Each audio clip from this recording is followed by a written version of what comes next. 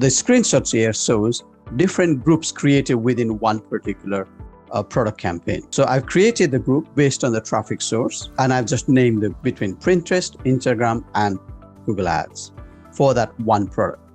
And below that, on the second part of the slides, you can see there is a specific and unique traffic link created per this ad. So I'll be sharing this within the different target channels I've chosen. Could be Pinterest, could be Instagram, and I can track the amount of traffic and sales so that I can see which one is a valuable source of traffic for me. So some of the metrics as you see in the screen are click-through rates, product views, add to cart, sales in pounds or dollars. Hey, it's Riya Mittal here. Before you leave, make sure to subscribe to Seller App's main YouTube channel where we upload all things Amazon and some how-to guides that will make sure that you're winning on Amazon. You will not get this anywhere else. Until the next time, happy selling.